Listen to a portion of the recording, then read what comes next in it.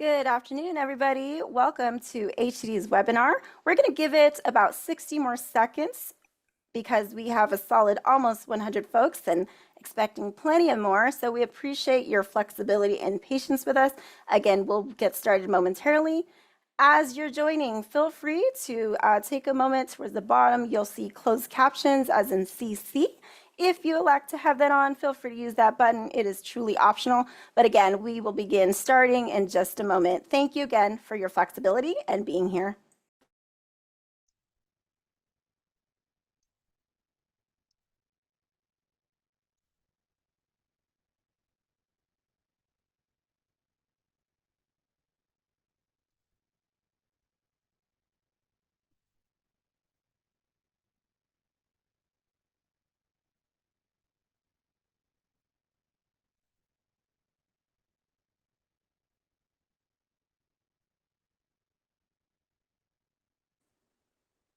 Good afternoon, everybody. I take it you are just joining us for HCD's webinar. We're almost at 150 people. When we get about 30 more seconds in to get to about the halfway mark, about 200, and we will absolutely climb. We understand connectivity, just joining, whether you're on the phone or laptop. We'll give it just about 30 more seconds, so that we can formally start. Again, thank you for your flexibility. Those of you that just are joining us, there is a closed caption button if you indeed prefer to have your transcription captured live, but that is up to you. So again, thank you for your patience. We'll give it about 15 more seconds, folks. Thank you so much.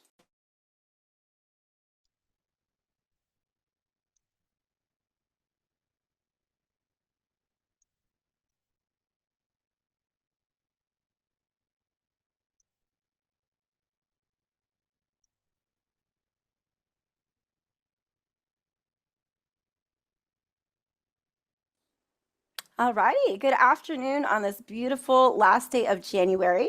My name is Bethany. I just want to welcome everybody here to HCD's webinar.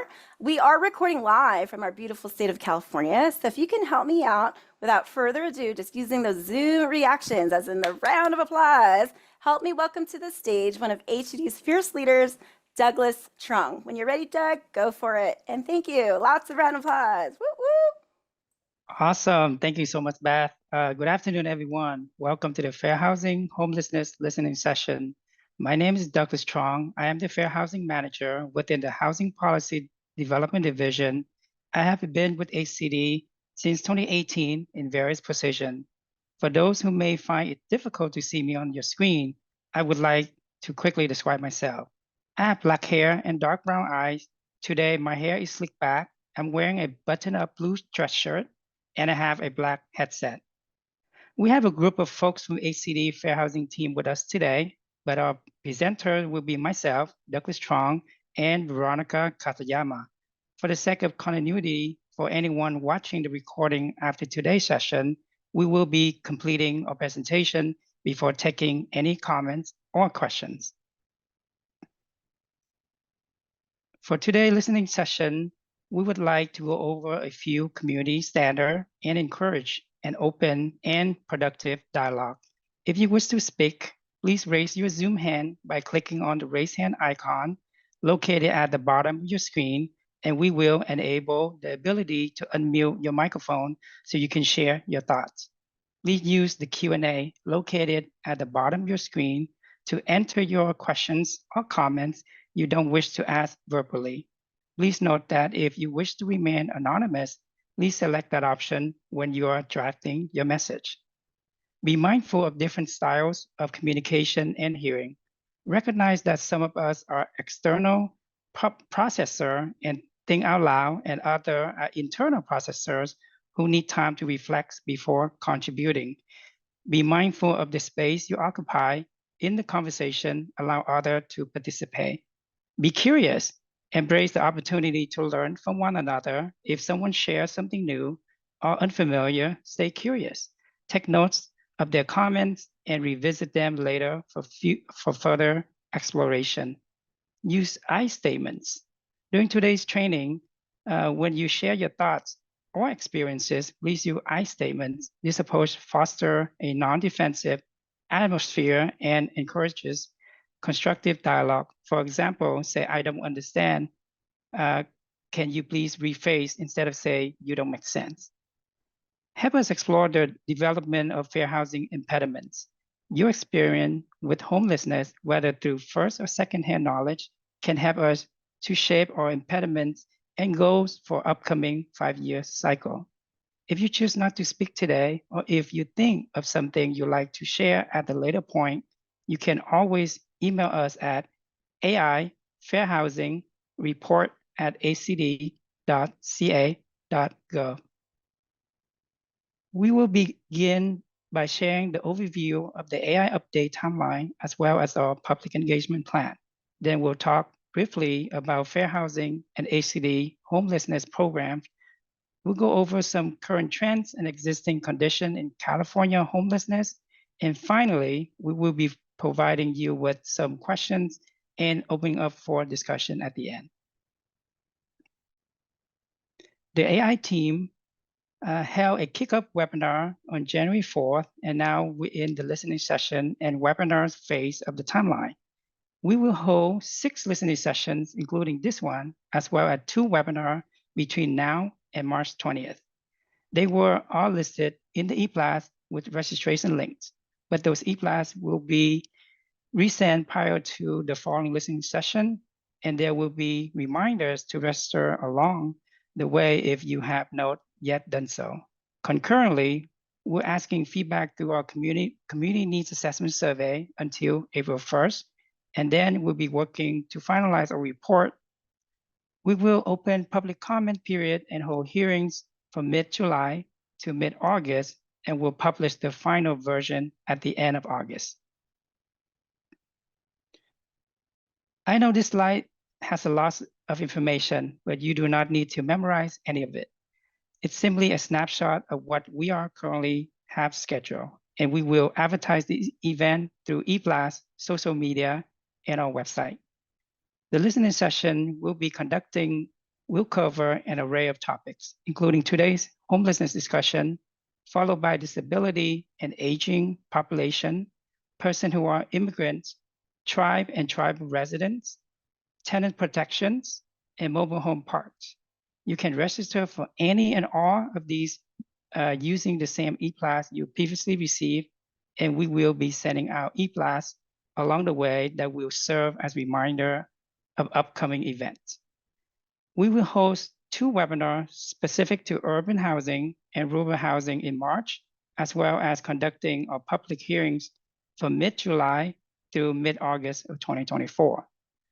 We do not yet know the dates or location of the public hearings. When we have that ironed out, we will, of course, share the information with you. We do want to note that the state budget will have the impact on official travel. So if there's any change to the plan regarding the in-person hearings, we'll also make that announcement as soon as we know. We released the Community Need Assessment Survey yesterday, January 30th, in English, as well as in Spanish, Chinese, Korean, Tagalog, and Vietnamese. It will be available until April 1st, 2024, and we really hope you will all complete the survey as well as encourage others to do so. You can visit ACD website, and on the main page, you find the survey. Once you select Begin Survey, you will see the language options available. As with our other engagement effort, the survey will be advertised via eBlast, but it is currently available on the ACD website, and we will continue mentioning it during any public meeting held through April 1st. If you're having trouble accessing it via the link provided on the slide, email us at aifairhousingreport@acd.ca.gov. Fair housing is the responsibility of both federal and state government under the Fair Housing Act, and this is a brief overview of the concept. The U.S. Department of Housing and Urban Development, referred to as ACD, provides funding to HCD for housing program, while also enforcing federal fair housing laws and investigating any housing discrimination. The receipt and usage of these funds mean HCD is obligated to HUD's requirements, which includes that every 5 years, in connection with our consolidated plan, we produce an analysis of impediment to fair housing choice that we refer to as the AI or the Fair Housing Plan. We are required to engage stakeholders, advocates, and the general public in order to discuss and identify barriers to fair housing choice and issues that impact the protected classes, which we will go over on the next slide. HCD provides policy and program, of which some are funded by federal funds, in order to preserve and expand safe, affordable, and inclusive housing opportunity. HCD enforces state planning, zoning, affirmatively furthering fair housing, and anti-discrimination in land use laws. The California Civil Rights Department is the state agency who then enforces state and federal fair housing laws, refines legal framework, and investigates housing discrimination. The Fair Housing Act protects people from discrimination when they are renting or buying a home, obtaining a mortgage, seeking housing assistance, or engaging in other housing-related activities. The federal government considers race, color, religion, national origin, sex, familial status, and disability status to be protected classes. California abides to the federal government description of protected classes and includes additional protected classes such as sexual orientation, marital status, citizenship, and age, to name a few. HCD funds several types of homelessness response interventions, including loans and grants for interim and permanent supported housing for people experiencing or at risk of homelessness. HCD homelessness response intervention also target resources for specific population, including but not limited to transitional age youth, veterans, and individuals in need of mental health services. Additionally, HCD provides funding for supportive services and rental subsidy. Note that the program listed on the right are administered by HCD, but the funds are provided by the federal government for homelessness response. While this is a list of the program offered by HCD, it is by no means a comprehensive list of the program available in California. There are many other programs available across the state that are administered and operated at the local level. Now, I will pass the presentation to Veronica.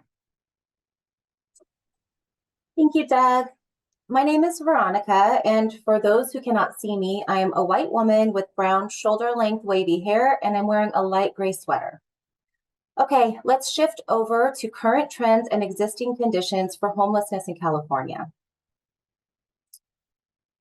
This data snapshot from 2023 shows that in 10 years, there's been nearly a 35% increase in homelessness in California, with about 11% of that total occurring since the start of the pandemic. California's homeless population totals over 181,000, and 68% of that population are unsheltered. California's homeless population accounts for more than a quarter of the entire country's homeless population. There are more people experiencing homelessness in our state than in any other state in the US. Nearly a third of Californians are living in or near poverty. In 2023, 31.1% of residents were living in poverty or near poverty, which was up from 28.7% in fall of 2021.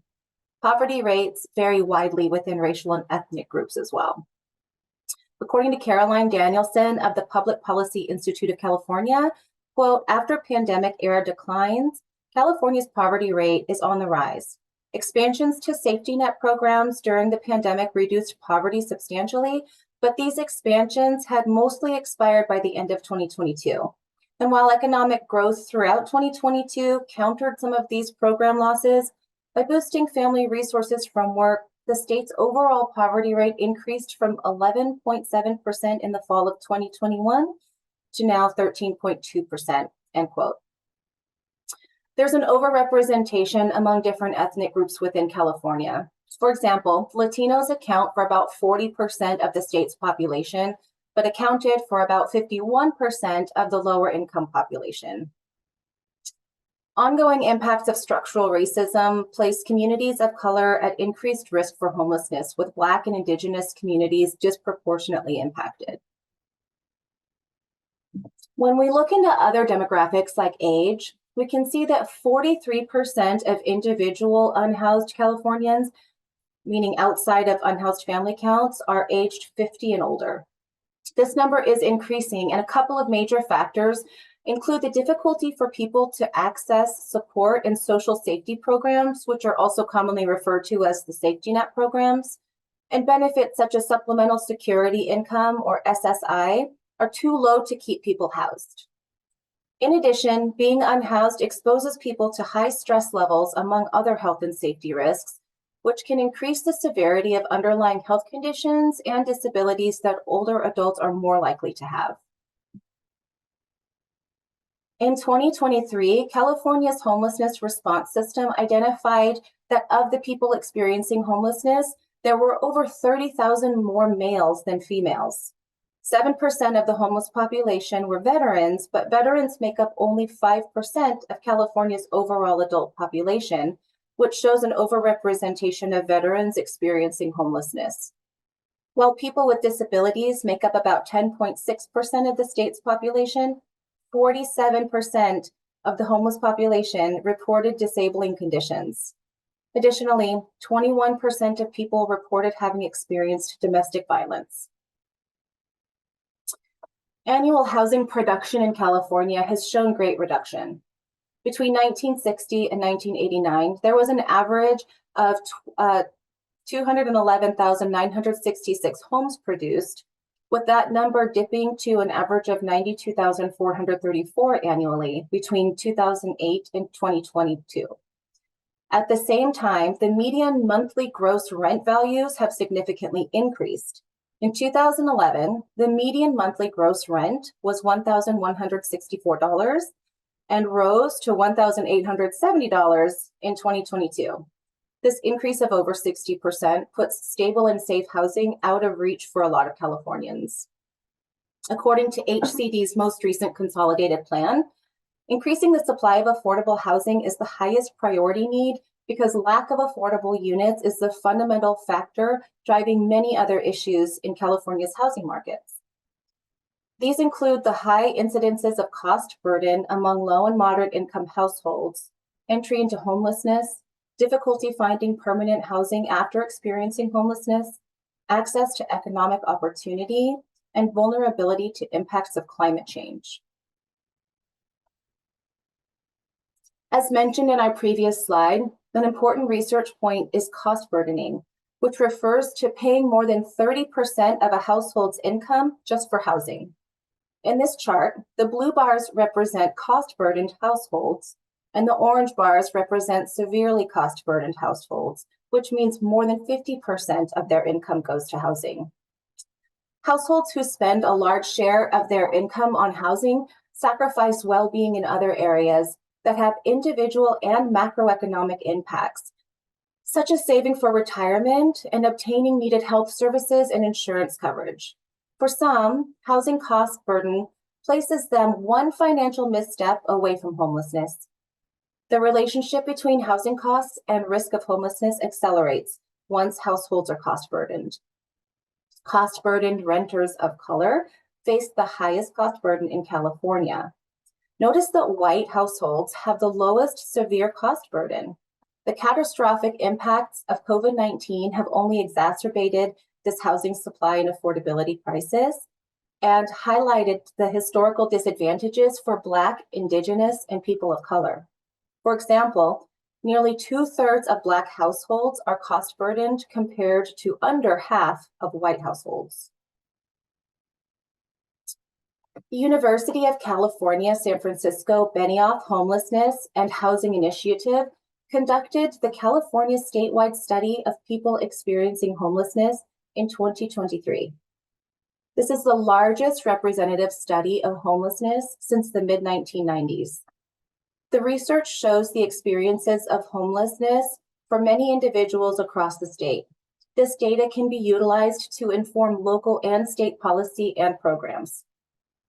Key findings from this report are included here. This study found that people experiencing homelessness in California are Californians. 75% of study participants continued to live in the same county as their last housing. Individuals with certain vulnerabilities, those with a history of trauma and or those from racially minoritized groups are at higher risk of experiencing homelessness.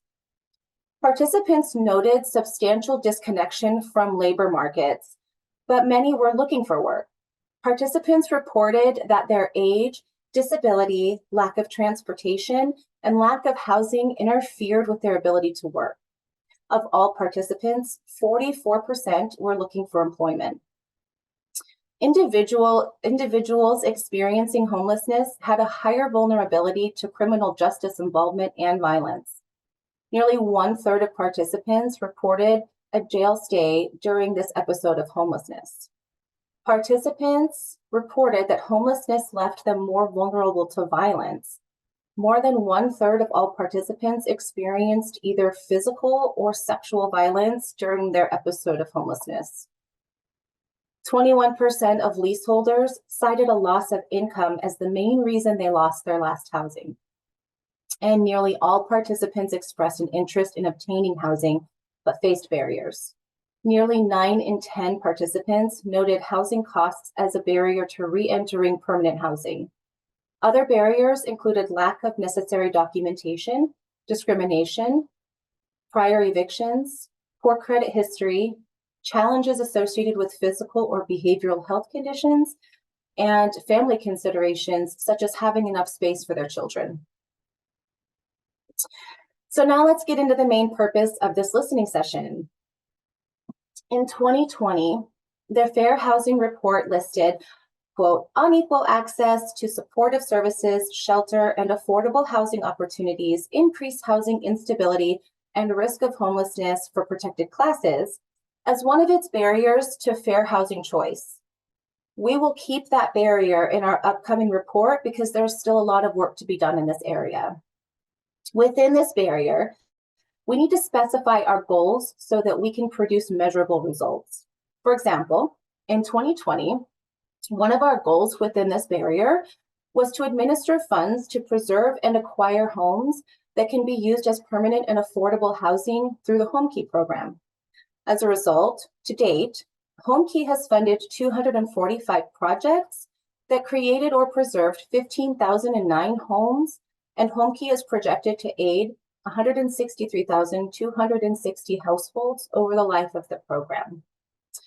We hope that with the feedback that we receive in this listening session and through additional outreach efforts, we'll be able to create goals for this next report cycle that address current issues. So, we'd like to pose some questions to you and invite you to raise your Zoom hand so that we can address any responses in order. If you decide that you would rather type your comment, please do so using the Q&A button. If for any reason you wish to share responses but don't feel comfortable doing so today, please send them to aifairhousingreport@hcd.ca.gov. We'll also release a poll for everybody, and so you'll also have an opportunity to respond to these that way as well. The questions that we've presented do not need to be responded to in order, and we'd like to know what the state can do to address barriers to homelessness response experienced at the local level, like unit availability for people experiencing homelessness, insufficient funding for supportive services or homeless outreach, coordinated entry inefficiencies, etc. Tell us what housing or homelessness issues are most important to you, to your family, and to your community. What is working well with local homelessness response? What's not working well? And what is not captured by the presented data? We'll open it up now for some feedback.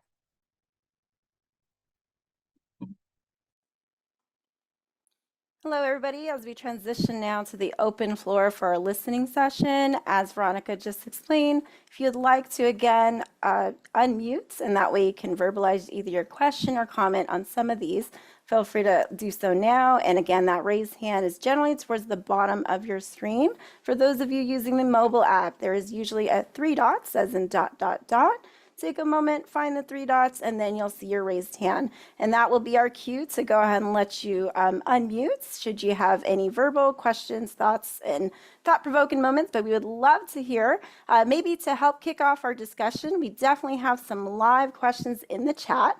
And these are for the folks, again, just as a friendly reminder, if you don't prefer to unmute, we do have a dedicated Q&A button that'll allow you to, again, pose your questions.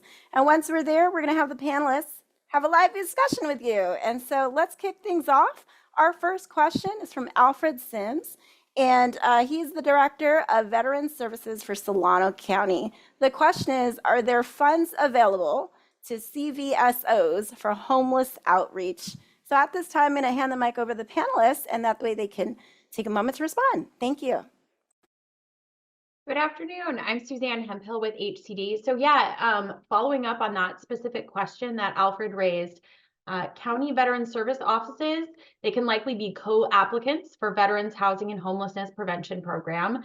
That's through the Multifamily Finance Supernova that HCD has. Funding for outreach or other direct services for veterans, we're pretty sure would be through the U.S. Department of Veterans Affairs and also possibly pass through continuums of care. Thank you for that, Suzanne. And if there's any other panelists that need to add to that, please do take a moment now, and then we'll move forward to our next question. We don't have any current hands up, but again, just as a friendly reminder, sometimes there's a little bit too much to type. And if it's easier to unmute, feel free to do so. We always encourage hearing your voice as opposed to reading it. I could be reading it wrong with the wrong tone, so I apologize in advance. We're going to move forward with a second posed question. And the question is, does the state offer any assistance with applying for grants to assist homeless veterans? Panelists, please do unmute and let us know your thoughts.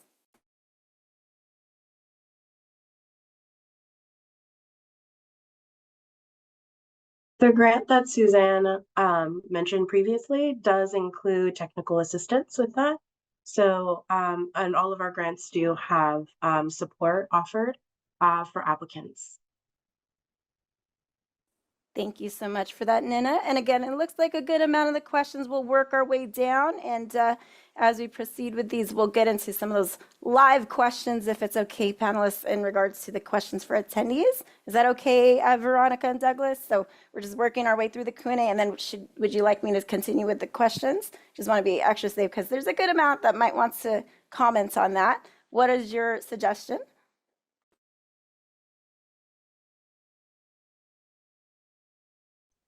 Yeah, thank you, Beth. I think we can kind of go down to a couple more of the live questions and see if we can answer some of them first, and then we'll go if anybody have their hands raised. Absolutely. Sounds like a plan. Thank you for that, Douglas. So let's move on to another question. And it was, we conducted the PIT count for Solano County today. How does this count impact distribution of state funds? Yeah, you can take that question. So the point in time count is a very important count that's done nationally. And here locally, it does impact state funds. It informs the methodology that the legislature uses to allocate funds for specific grants. And then I think it's utilized for a large grouping of state and national funds. So yes, thank you so much for supporting that effort. And when the PIT count happens, which can happen every year depending on your community, but every other year, we encourage local communities to volunteer to support that counting effort. Appreciate the clarification there, Nina. We're going to move on to a question from Chuck Flax. The question is, presentation should talk more about the barriers to creating affordable housing. The biggest barrier is cost. Can the state do more to acquire land? Home Key is great. What about a program to acquire and rehab office space? Thoughts on that? Yeah, I can actually respond to that. HomeKey actually can also acquire land and rehab office spaces. So say if there's a commercial hotel, motel, empty building, HomeKey actually can actually, HomeKey funds can actually acquire those property and I guess build them into affordable housing. Very good to know, Douglas. I was curious about that myself, Chuck. Thank you for echoing that. So thank you, thank you. Let's move on. And we have a question from Robert. Clearly, he stated, clearly we need more resources for housing development, rental assistance, and supportive services to reduce these impediments. The market is not going to respond to these needs. What comments, questions do you have on that, Team HCD?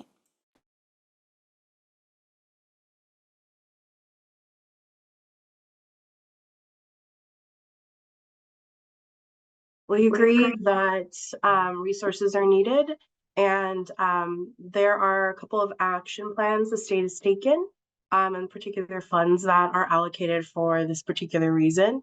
You can find more information, and maybe we can add it to the chat of the California Housing Plan, as well as the California,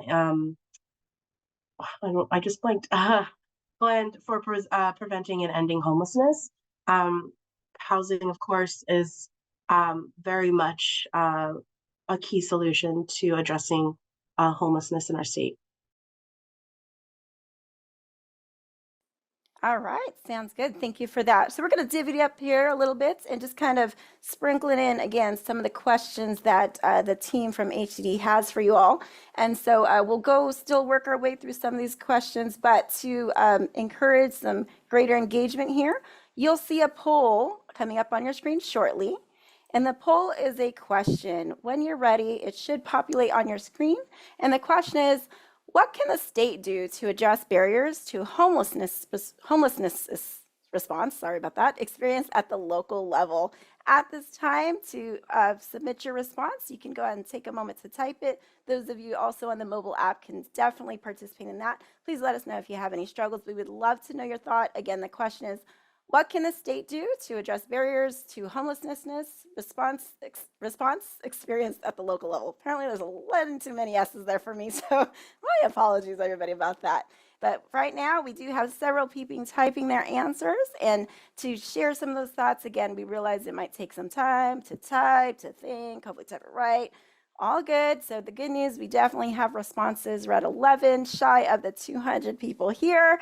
Feel free to use the button that's for anonymous, by the way, if that helps you. But we're going to give you just about another 60 more seconds to hopefully type in those answers, and then we could share out loud to have a conversation going.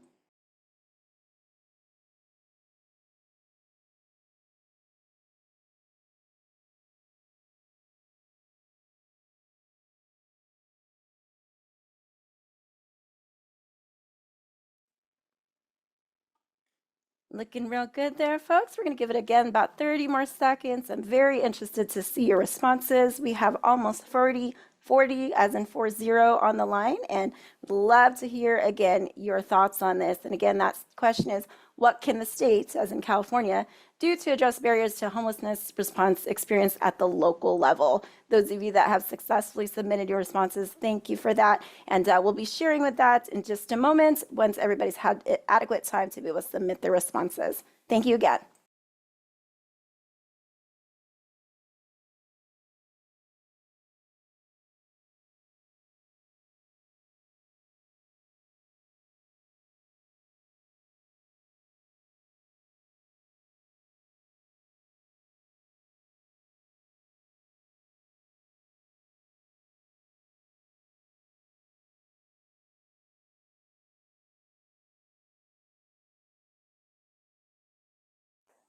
All righty, that should be plenty of time to provide response. So far, we have 73. So we are going to end that poll and allow everybody to see. If it's okay, panelists, I will share those just for everybody's knowledge. In just a moment, you'll be seeing some of the responses to our first question. And when you do, again, that's 100%, 74 out of 74 that have responded to us, just for everybody's knowledge. Do we have any questions or comments, further clarifications just from the panelists here on that first questions, just for reference? Yeah, I just say, folks, as you're filling out the poll and providing the feedback, this document is a chance for California to really think big and aspirational, not necessarily maintaining the status quo. But if you're able to think about like, wow, my family has XYZ barrier, or my life would be different if I had access to transportation, or I really am worried about climate change, or whatever local issues, or access to quality public schools. We really want to hear directly from folks. And it's also okay if you are here as a professional, maybe working in housing and sharing the stories or experiences of the folks you work with directly. But even just like, this is what the barrier is, or this is what I'd love to see in California in the future, that would be super helpful for us, because we're really trying to be ambitious and think about maybe changes that we can make to get to a different place from where we are today. It's possible doing what we've always done is not going to get us somewhere else. So a little bit of this is thinking about what are other things that we could do. And some of that has been shared and we're super grateful for it, but like, there's no bad feedback. There are no wrong ideas. This is a significant housing crisis. So we want to hear from you, and big ideas that have never been done before are very welcome. And a lot of folks are bringing that energy today. So thank you. Thank you for that clarity, Suzanne. That definitely helps. And the good news, we absolutely have somebody, and several, actually, I take that back, who are willing to talk to us a little bit more. So in just a moment, Christina Murphy, once you see on your end the ability to unmute, you should see your mic, and that way you can take a moment to let us know what questions, thoughts do you have on this first question. And I see that you're successfully unmuted, so go for it when you're ready. Thank you again, Christina Murphy, for leading the way here. Thank you for the opportunity. I believe that the what could be addressed with local level, the barriers for homelessness, is the local representatives should create more of a relationship with the property association in the community. We don't know what's available if the people are keeping the housing off the market, so we don't know what's available. But if there's more incentives given to them, then it's a possibility that they will be more willing to rent their spaces out to a homeless person. Also, there's not much follow-up. The case managers that are working with the homeless people, a lot of them are hired and don't even know what services are available. So a lot of times people that's been homeless for a long time, you try to put them in housing and it doesn't work because it's possible they might need a step up, like maybe a SLE or maybe a community living, because it's hard for them to live on their own. Maybe they might have mental health. And then as far as some of the homeless population I serve, that it's kind of hard finding housing when they might have a substance challenge, and where the housing is located, there's nothing but drug dealers on the neighborhood. So those are some of the challenges. And then the other challenges I've been coming across is a lot of I believe that we should change the law to where if you are on disability or if you're on GA or food stamps, then you shouldn't have to pay an application fee.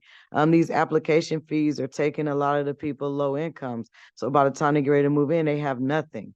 So then that's a challenge. Yes, so that's what I would like to say right now. Thank you. Thank you very much, Christina. We appreciate it. Let's see, Kaylee is up next. Kaylee, go ahead and unmute. Hello, did that work? Yep, we can hear you. All right. I think another thing that should really be looked into, that I think Christina had a lot more like direct action ideas that are really good. And the one that I think is probably a little bit more of like a step one to all of what she recommended. And that really is that there needs to be a shift in the discussion around homelessness, because it needs to not be treated as a pest control problem, and that is exactly how it's treated. There is a lot of assumption that people ended up there through their own action, or that, if they really wanted to get off the streets, they absolutely could. And there's very little sympathy. I mean, you know, you see people, they won't even look at homeless people. So that in itself is a really is a problem. If you don't want to even acknowledge them as humans, we're going to have a really hard time getting especially local jurisdictions bought in on providing like good and comfortable housing, even if it's just temporary. So even just having a shift, pushing for a shift in the mindset of how people are viewing this as an issue. And and there are direct action things that you can do. You know, it's not just talking to them and saying, hey, you should really be considering these people as people, but you know, decriminalizing the setup of temporary shelters. I know it's not pretty to look at, but that is that person's reality, and having, you know, police raid wherever they've set up and, you know, throw away their things is not going to help their situation. That's going to leave them worse off than they were. And you know, the other thing is with the hostile architecture, that's the other thing, making, you know, saying like, hey, there really needs to be a ban on that. That is not just affecting the homelessness population, it also affects your elderly, your disabled, when the benches, you know, can't accommodate people to sit down, when there's spikes on the plate, on all the flat surfaces, like that's intentionally hostile architecture. And that is, like I said, I know it's not pretty to look at, but I think if you stop looking, I think if we can convince local levels to stop looking at it as a pest control problem and more as we should be assisting these people because these are people that need help, then we are going to be able to take a lot more action on the things that Christina had rightfully, you know, said needed to happen. Thank you very much, Kaylee. We really appreciate your feedback on that. Thank you. Christina, you are, oh, nope, your hand went away.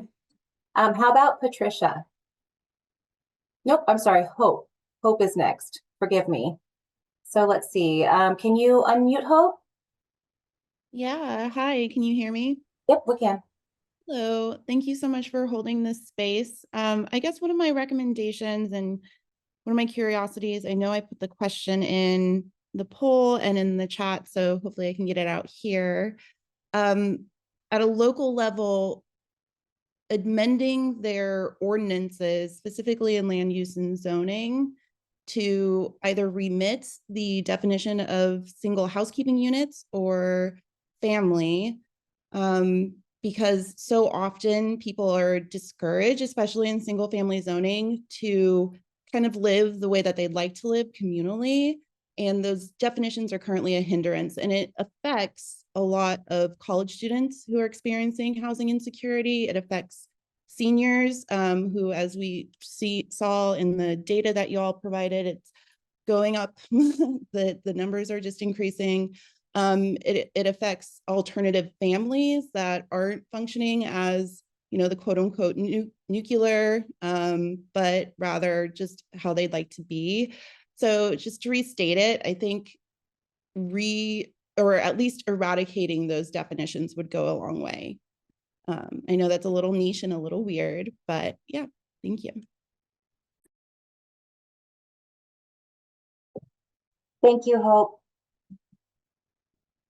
Okay, let's see. How about Patricia now? Can you unmute? Yes, thank you. Can you hear me? Yep. Okay, great. I just wanted to respond to a little bit about what Kaylee said about humanizing humanizing homelessness just in general. And I think that that's not only a local issue, but it's also a state issue.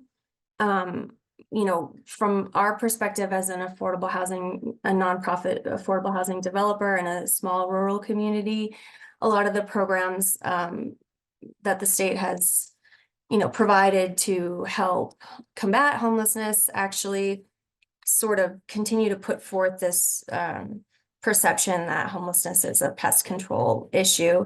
And I think some of those things include requiring that projects that are funded with certain funding use the coordinated entry system. while I think coordinated entry is an important aspect of addressing homelessness, we have a lot of working homeless families in our community. And so they might not necessarily be in coordinated entry. They might be living in a studio apartment with 6 people, which isn't even considered homeless, but is certainly not a healthy environment. That's one example. And then another example is the continued prioritization of projects that have deep income targeting. I think deep income targeting is important, and we should obviously be helping those who need it the most. But as I said, we have working homeless, and I think that the focus on deep income targeting is actually exacerbating working homelessness. And so because there's an overall lack of affordable units in general, focusing only on deep income targeting isn't going to solve the problem for those who actually have income. And then lastly, the lack of sources for ongoing operating subsidies really makes it difficult for our smaller projects to be financially feasible. In small communities, we have less HUD funding, we have less state funding, we have less of everything. And so it's hard for us to even do projects at all when we can't afford to operate them, especially with deep income targeting. So I think the design of some of those programs is in some ways perpetuating the lack of humanization of the issue. And I guess that's it. Thank you. Appreciate it. Thank you very much, Patricia. Christina, can you unmute? Your hand is up. Yes. I wanted to say too, for the number 3 question, I wanted to add that, the number 2 question, I wanted to add that, the community I serve, I work in Alameda County with the homeless, and I'm an SUD navigator. And I find that when you try to support someone that's homeless with dual challenges, because the way that the funding crosses, it kind of makes it a conflict of interest. They don't really get the services. So they like, you could get this service, but you can't get this service. So I hear people complaining like, well, if I go over here, then I won't have medical for my mental health. Or if I go over here, where I go to groups is over here.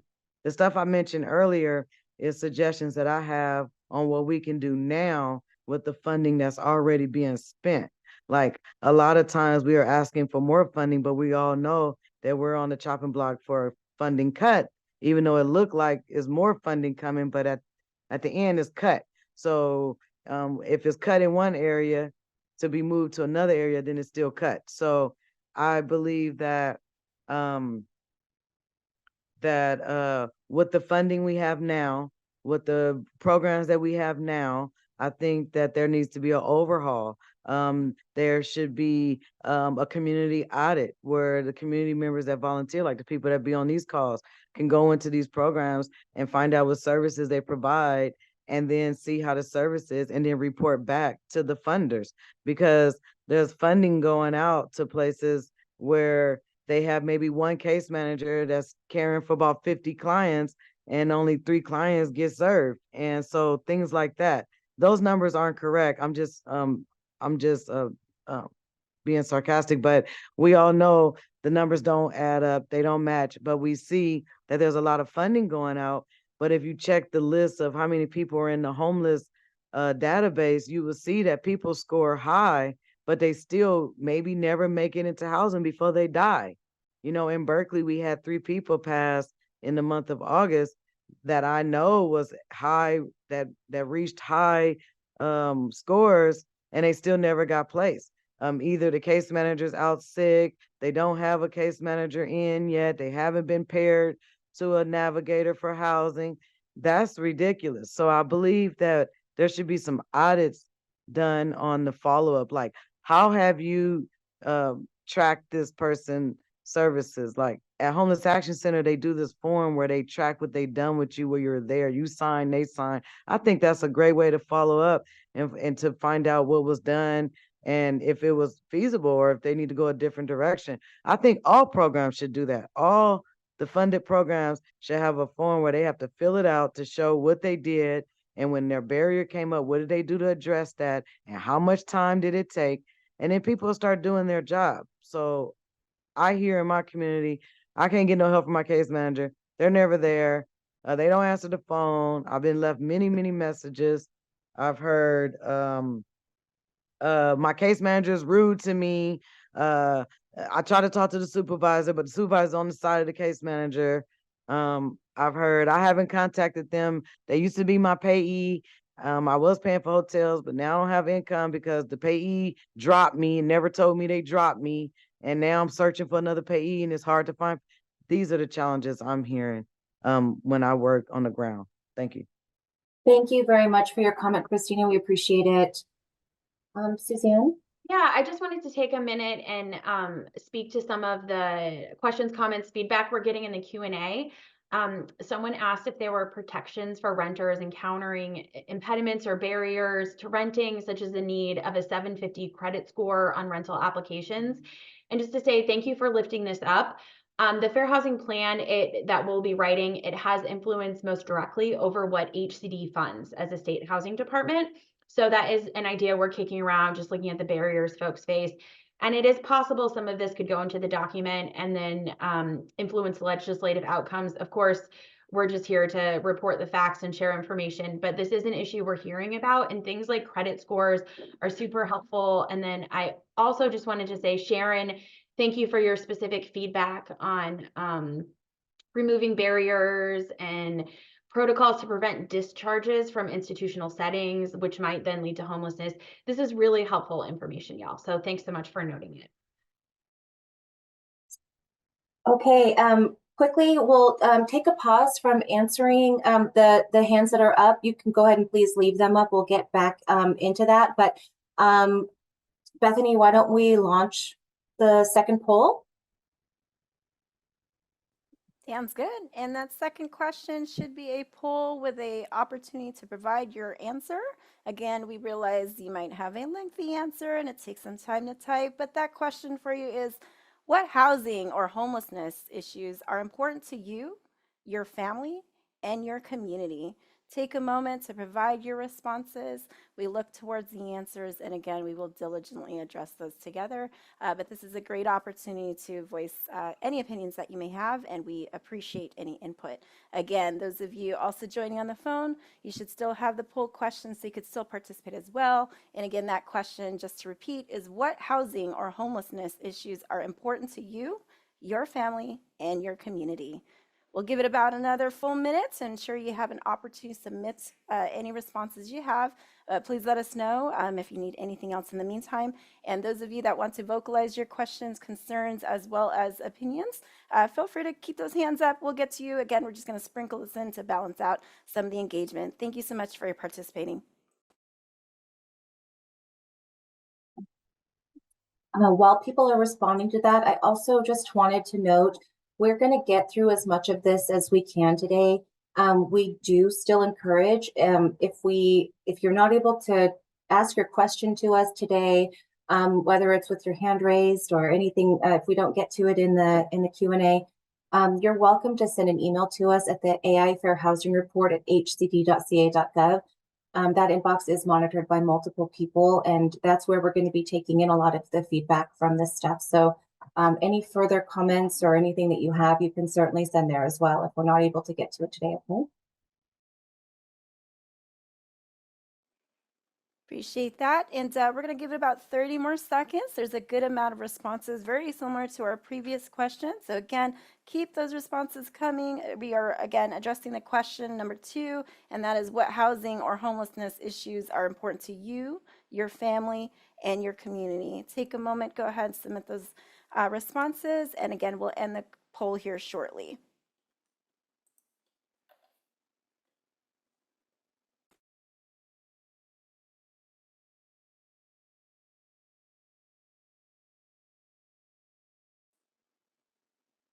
Okay, so we have a good amount of responses, in fact, almost 60. So again, thank you for everybody for participating. We will gladly, again, have those for you. But I'm going to pass the mic now to Veronica to start getting through some of our Q&A.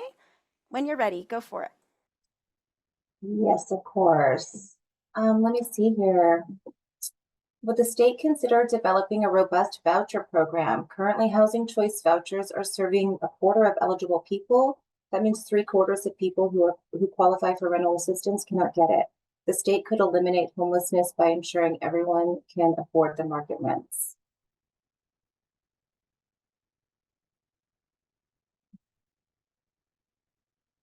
Okay.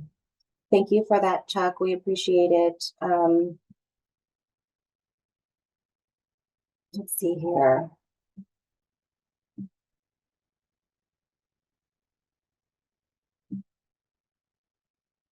Yvonne Lopez is also commenting.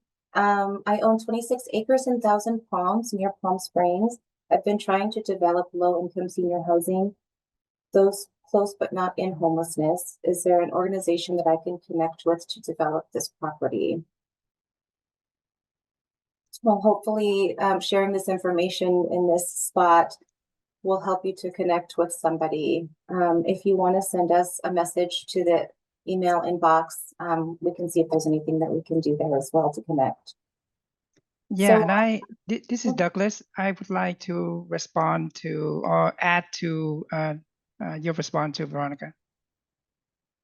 Yeah, so I think the best way is to connect with the local government, like, your city or your county, because usually, the city or county will also looking for like partner, and, and some of the program at ACD or at the state level, the local government has to be the main applicant, and then you as a nonprofit or you as the individual or developer can come in as a co-applicant, right? So I think the first step is to reach out to the local government to see if they looking for that partnership. I think that's a start. But yeah, like Veronica say, send in your question information, and we'll try our best to see if we are able to connect you with someone. Thank you. Okay, so let's go back to the folks who have their hands raised. Melissa Spear. Okay, if you're able to unmute. Hello? Yes. Oh, great. Thank you so much for having us. Yeah. This information is really great. I especially want to commend Christina. Her ideas are fantastic, and she's really spot on with the issues that the homeless demographic is facing. My name's Melissa, and I hold a degree in sociology and also in human behavior. I've had extensive experience with like the disabled and the senior populations, low income families, incarcerated population, especially those reentering. Just they're all facing like, and not to mention that the recovering drug and alcohol, people. Like I'm not sure. I don't know much about the veteran population, but I do think that they should hold priority when it comes to accessing these services. But I'm not sure if it's like a local government issue or maybe business owners. I know that there's a large population that have a vested interest in keeping facilities out of the neighborhoods, like you know halfway houses or things such of that nature. But I just think maybe we're approaching the situation in a way that's just not as beneficial as it could be. Like currently I work as an IHSS provider, and they speak a lot about community outreach, but I don't ever really see anybody out in the community.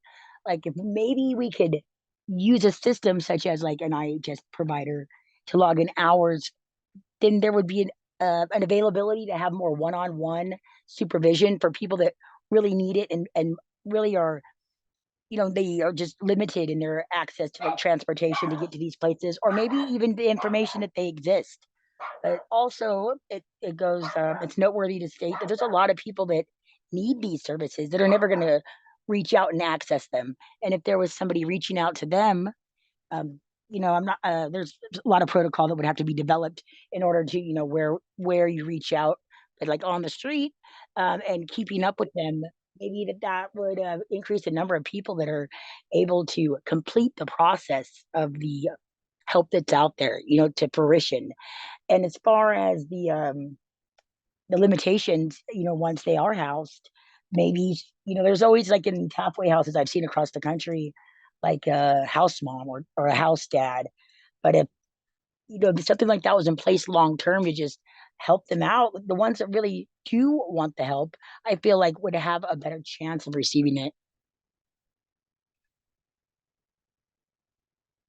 Thank you so much for sharing that with us, Melissa. Thank you. Yes, thank you guys. Okay, so how about Sharon?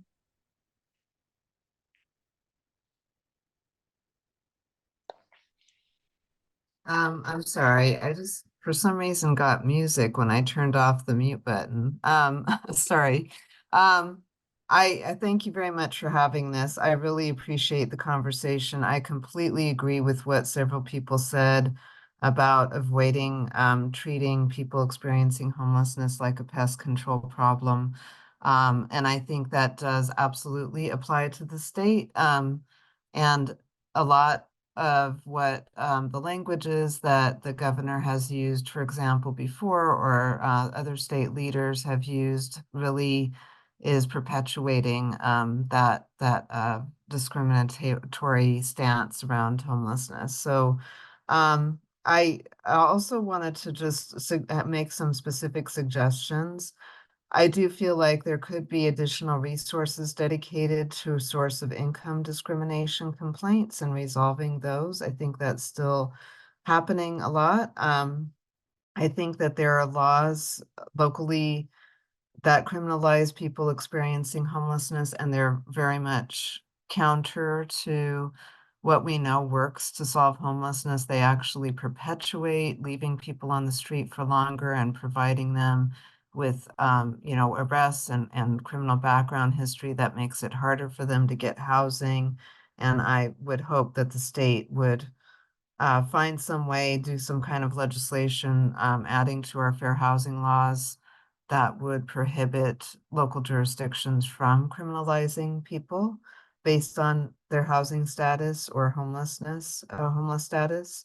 And then because homelessness is disproportionately impacting Black and Indigenous populations, I do think the state could do a better job of collecting data on who's getting access to services and housing disaggregated by race, and who is having, better outcomes disaggregated by race, because I feel like we are sometimes locally and statewide further discriminating against people and furthering long-held practices of racial discrimination unintentionally. And so I do think if we had better data that was disaggregated by race, the state would be able to better address some of the issues that are occurring now at the local level. Thank you again for having this meeting with us. Yes, thank you so much for your comments, Sharon. Just a quick time check. It's just after 2 o'clock. We're going to be wrapping this up at 2:30, so we're going to keep on trucking. We'll pause with the live responses here for a moment, and Bethany, perhaps we can put up the third poll. Sounds good. So at this time, the third question has been launched, and the question is, what's working well with local homelessness response and what's not working? Again, those of you, whether you're on your desktop or your mobile phone, you are able to participate. There's an open field there to submit your questions, comments, and definitely thoughts behind this question.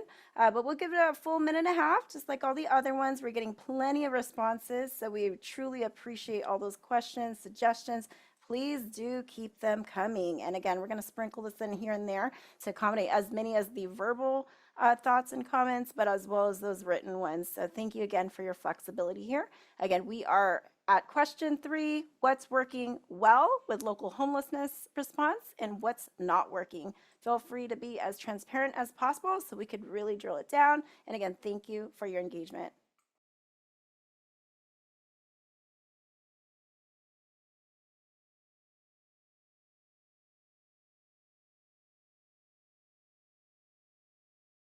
While people are responding, I will read out another one of the comments provided to us in the Q&A, which says the state's support of things like involuntary treatment or criminalization of homelessness is problematic. More thought, attention, and resources need to go toward meaningful outreach and linking people to housing and services and the creation of housing and services. submitted anonymously. Thank you for providing that comment.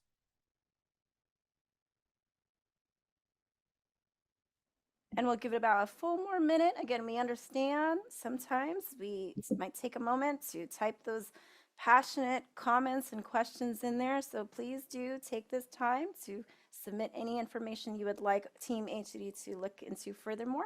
And again, we got a solid number of responses, but again, we want to definitely give you enough time. So we're almost there, folks. Thank you again for that flexibility and all your engagement. It is much appreciated.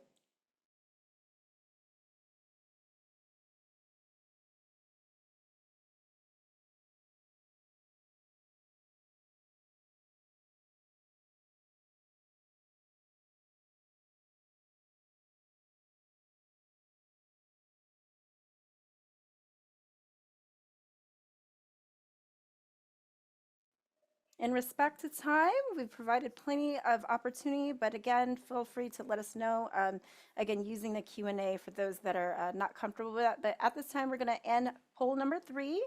And what we'll do now is transition over back to Veronica to address some of the hands raised. When you're ready, go for it, Veronica. Yes, of course. How about Ruben? Can you unmute? Hey, can you guys hear me okay? Yes, we can. Awesome. I don't have a direct answer to this question specifically, but just want to provide just an overarching comment. Off the bat, what I would propose is having the governor come up with a way to address the $1.2 billion shortfall of the housing funds that are being cut or reverted. Specifically with the encampment resolution one, it's very predatory in the sense that it allows local jurisdiction to sweep up encampments without any accountability to their end. And just to give you a case study example, in San Jose, recently nearly 200 people off the river trail were relocated. And only 11% of those made it into permanent housing. 37% of those made it into temporary shelter. And the city doesn't know, or they're not accounting for the rest of the other folks that were relocated. And an issue that I have really with this narrative about the encampment resolution is that back in November 2023, there was a letter that was sent out by the Office of Governor Gavin Newsom, which stated that with the encampment resolution funds, they assisted 23,000 people out of encampments, but there actually isn't any retention data to show how many of those moved into permanent housing. So that would be my first proposal is to reinstate the $1.2 billion shortfall in the housing funds that got cut or reverted. And then another comment I would like to make is that I just think how we're approaching this is all wrong. We need to have more social housing programs that actually care for and humanize the individual. Right now, that's not happening at all. And so the state really needs to do everything that they can in their power to prevent housing to be treated as a commodity and actually be a basic human right that everybody is entitled to. I think that's it for now. There's so much more else I could say, but I'll just make sure I don't take up enough room or space. But thank you for allowing me to give this comment. Of course. Thank you, Ruben. Let's move over to Keenan Leary.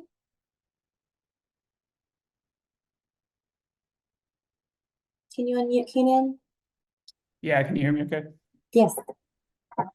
Yeah, I just wanted to boost up some of the feedback that folks were giving about credit scores in discrimination for housing. I'm a housing navigator in the LA area. And I wanted to just say that I'm seeing like a lot of credit-based discrimination in my area, especially coming from more professionalized property management firms. And one of the things I see, especially when I go to these landlord engagement, events and go across the aisle, is just that, a lot of the right to counsel and different like eviction protections and tenant protections that we're investing in at the state level it's not really being reciprocated on like the fair housing side of things and kind of like the actual search for housing. And so what's happening in my view is that there's kind of this chilling effect where we're tackling the problem down the funnel, but we're not really investing enough to tackle the search for housing and what's happening up the funnel. And so I really think we should invest in, if we're going to have like right to counsel and right to eviction protection, we need to invest in right to fair housing navigation and landlord engagement. And when I see like bills like SB 267 about credit history for people who have housing vouchers get passed through, and they have like really watered down language that doesn't really allow us to articulate what it means to our housing navigators and case managers, and also doesn't really put any skin in the game for landlords. Like I think that's kind of a disappointing thing. So I'd like to see more investment up the funnel with fair housing, right to housing navigation, if we're going to be investing so far down the funnel with eviction protections. Thank you, Keenan. Thank you for sharing that with us. Let's see, let's hear from Raymond Kemp. Thank you for the space. I am definitely want to just thank you all for providing this opportunity to speak. So really, I think that one of the things that we're not looking at with housing and homelessness is that we typically, what I've seen, I'm working in homeless now for about 5 or 6 years, is that we're looking at this as a they problem and not a us problem. And I see a lot more, at least the data is showing that there are a lot more working people becoming homeless because they can't afford to rent. And I think that the state of California, along with local municipalities, have some work to do, but I don't think they want to do it as a result of special interests. And what I mean by that is they can go to these landlords and give them incentives to buy down rent. So if they can buy rent down to like 2014 levels, so that working class people aren't, seeking out homeless prevention programs because they're making 20 an hour, but they need a second or third person to live with them just to make sure that, rent's covered, but heating and internet, these other things that we've become dependent on are paid. So quality of life, this is a quality of life emergency and a precursor to some other things I think that the state can really get a handle on. But there's a lot of politics that's happening that's preventing this. This isn't just people out here suffering with AOD issues and mental health. Those are real issues. But I think that this is corporate interests driving up rents because organizations like HUD send out these rent rates that they will pay that are just crazy. A 3-bedroom in Sacramento, where I work, a 3-bedroom is like $2,600. Whereas the average person can't even pay that and live by themselves. And we're talking single mother, single father with 1 kid. That is a lot. So I think the state really needs to look at the data and just say, look, we're going to put our foot down. We're going to control rent and freeze it, where if you're a landlord, whatever you're getting now, it can't move for 5 years, or we're going to tax you as, accordingly for you to keep these rents stable so that income can catch up with these rents. Because that's the other thing, income is being outpaced by rent like 2 to 1. You'll get 2 rental increases before you get a pay raise. So that's an issue that I think they really need to look at. Thank you. Thank you. Thank you very much for that. Let's hear from Harrison. You can unmute Harrison. Oh, I didn't realize my hand was still raised, but earlier on, someone made a comment about wanting to build senior affordable housing on their property. And I work with senior affordable housers, and if there's a way that you can get me in touch with this person, I might be able to help them out. Thank you very much for that. We will look through our registration and see if we can connect you too. Great. Thank you, Harrison. Okay, how about Alfred Sims?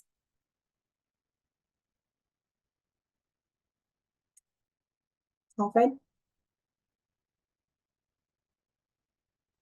And when you're ready, Alfred, your mic should now be unmuted. So when you're ready, let us know what comments, questions, and even thoughts do you have. We are ready for you when you are.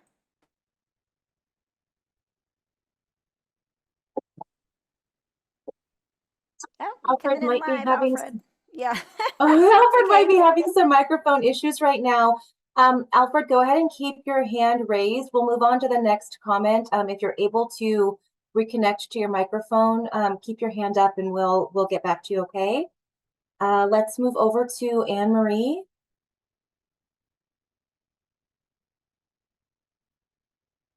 You can unmute Anne Marie. Hi there. Hi. I did have a question. I'm sorry. I apologize for my hand raised. I hit the wrong button. Oh, not a problem. Thank you. Okay, how about Christina? Hello. Hey. So I wrote this in the chat, but it was something I wanted to share if there was time, which is that I see a barrier in a program that I work with where individuals are able to receive a subsidy and move from being homeless or at risk for homelessness into housing, but then they're housed and they're able to start really making some forward motion and working more, but then they face that challenge of, if I make too much I lose my housing, but I don't make enough to be without the subsidy. And so just that's one of the barriers that I'm seeing. And so just wondering, and there may already be this as an answer, but one of the things that I was thinking would be helpful is if there were a step model where the percentage of subsidy can decrease as the income increases. So there's not that large gap between maybe 30% AMI and like 60% AMI, but something that would bridge that gap to where they can get to the point where they can either afford housing on their own, or they can kind of get to the maximum of what they're able to do, say in a disabled household, in terms of like maxing out how much they can work.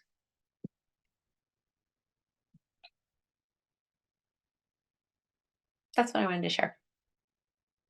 Thank you very much. Okay, let's see here. Kaylee, you can just unmute your mic, Kaylee. All right.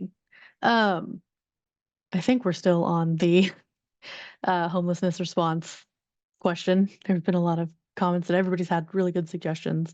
I think the biggest area of opportunity for what is not working, because we have a lot of California has a lot of like programs in place. I just don't think that they are long-term solutions. I think we have a lot of quick fixes that don't really they don't lend themselves to like long-term success. And a lot of times they're not very empathetic programs. I've worked in enough, worked with enough assistance programs to know that a lot of times there is an assumption of fraud, or an assumption that the program is going to be taken advantage of in some way. Like there's very little focus on people just need help, so we should help them. And again, a lot of people brought up a really good point. Even the housing opportunities that are available don't really lend themselves to the current just the way that people are currently getting paid. And that's only factoring in their salary and their housing. That's not factoring in, a lot of times those subsidies don't factor in, gas, electric, garbage, internet, which in, our current day and age, a lot of times you need it for work. Phone payments, car payments, because you absolutely are going to need a car if you're not within bus or light rail distance. And even the bus and light rail cost money. parking. These are all things that aren't taken into consideration when we are talking about these subsidies. We go, a lot of times when we talk about housing, we go, here's a house or here's an apartment, you're good to go. It doesn't take into consideration all of the different expenses. And those are just what is for one person. That's not factoring in childcare. That's not factoring in if somebody has medical needs or disabilities that also have other expenses. And yeah, the barriers to being able to participate in multiple programs at the same time, like these are all things that you're not able to do those things because, like I said, there's that assumption of, well, somebody's going to take advantage of the system and not, well, people are layered beings and are probably have more than one problem that needs to be addressed. So we have a lot of programs that they're just not set up in a way to foster long-term success. Thank you so much for adding that, Kaylee. I'm going to pass it over to Bethany. We're going to launch the fourth and final poll. Thank you for that, Veronica. Yes, so at this time, the poll is live and we'll give you plenty of time to be able to provide your thoughts and questions behind this. But the question is, what is not captured by the presentation data? We would love to know your thoughts. Again, take a moment to plug that into the open fields. And when you're ready, just be sure to submit. And again, that question one more time is, what is not captured by the presentation data? Thank you again for participating.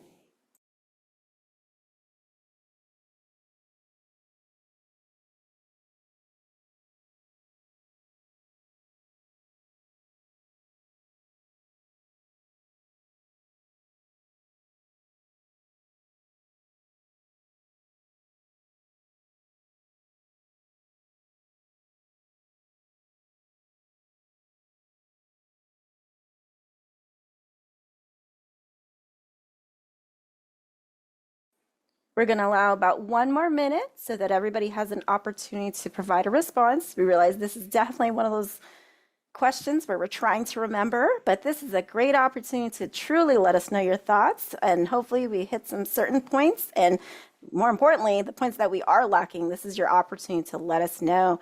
So we're at about 1/3 of the participation, which gives me an idea that we need a little bit more time. So we'll give it about, again, a solid 60 more seconds, folks. Again, please do not feel extra rushed, but again, this is definitely taken not lightly by the team at hand here. So we appreciate all your questions, comments, and definitely the suggestions. They are absolutely being note taken today. So again, thank you.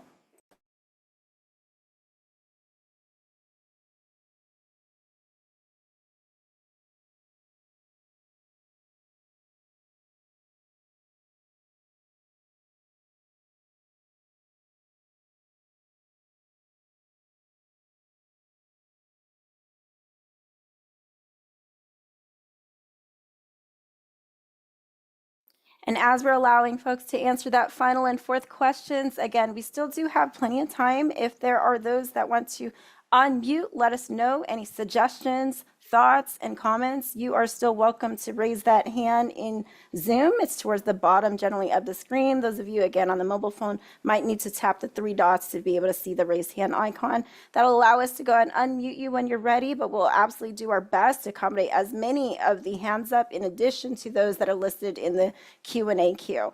But at this time, we have fulfilled many of answers here to this final question. So I'm going to go and end the poll, and I'm going to hand the mic back to Veronica, and that way we can continue.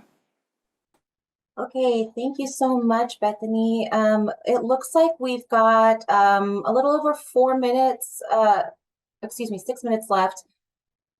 So I just wanted to kind of put that out there just as a bit of a time check. Right now, we only have 2 people with their hands raised. So we will go ahead and talk to, is it Zaire?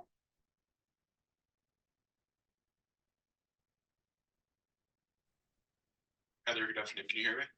Yes. Yes, it's Zaire. You got that right. Thank you.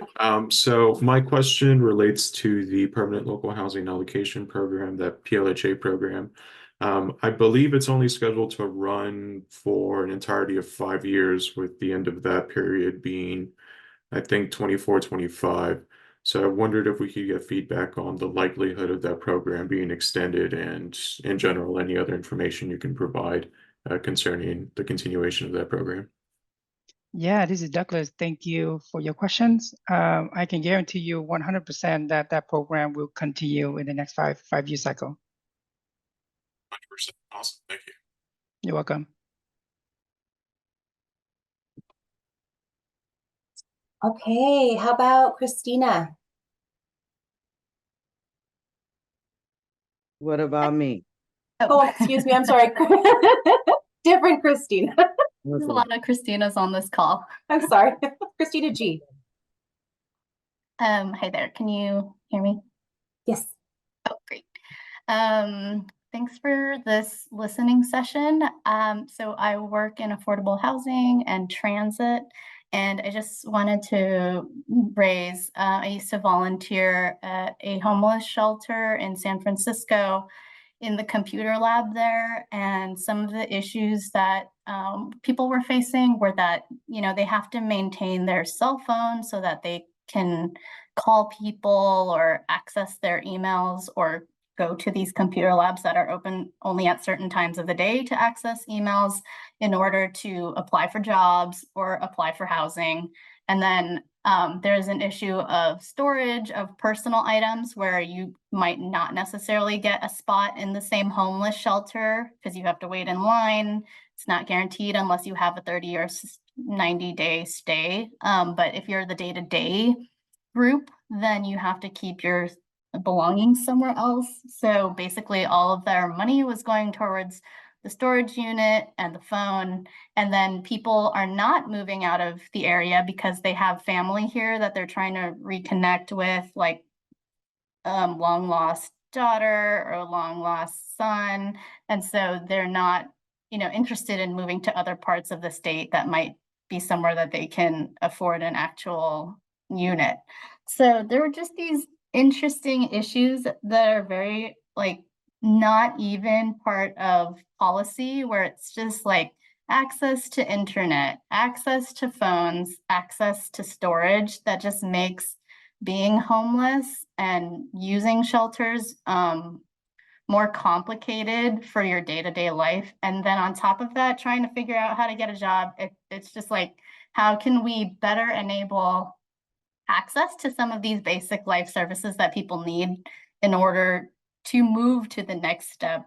And I think, you know, there's the utility allowance that comes with affordable housing, but then there's not these other allowances or other resources that are kind of built into the whole system so that people are able to do these things online that they need to do. Okay, thank you so much, Christina. Okay, we've just got maybe about a minute per person, so let's move over to Stephanie. Okay, go ahead. Hi, can you guys hear me? It's quiet, but we can hear. Okay, let me try to raise the volume. How about now? A little better. Okay, so well, I had an inquiry about, like, you know, a little bit more long-term solution for the homeless. I would, you know, suggest more financial literacy, like, you know, in the schooling system. If we were to learn more about, like, you know, oh, like, this is where you can invest your money, or this is where you can put it.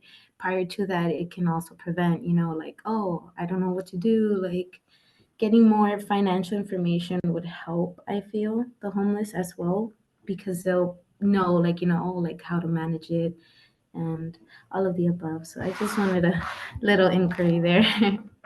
All But, right, thank you. mhm. Thank you so much for that. And I think our final person here is going to be Nicole Mendoza.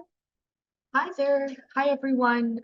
Just to address the last question, what is not captured by the presentation data? I don't know that I have heard from people currently experiencing homelessness, although having representatives here is super important, and everyone has really done an amazing job capturing the issues. At the end of the day, we're not actually hearing from the people themselves. And so perhaps HCD should put efforts into going to the people and actually just hiring people to go talk to people who are currently homeless and in the shelters, because that is how y'all are going to make the findings needed to push the lever to justice. So thank you for holding this. And I just wanted to share what is not captured. Thank you. Thank you so much, Nicole. In the interest of time, we're going to go ahead and close out this comment portion, and I will go ahead and kick it over to Douglas. Hi, thank you, everyone. Again, I want to extend my gratitude, for each of you participating today. Right, I like that this is a space that we can collaborate together and to help and support the homeless community. And I hope that we can keep this collaboration moving forward into the future. Again, if you did not have a chance to participate, provide your comment, or put in the questions, please feel free to reach out to us at AI Fair Housing Report at acd.ca.gov. Again, thank you so much for your time and support.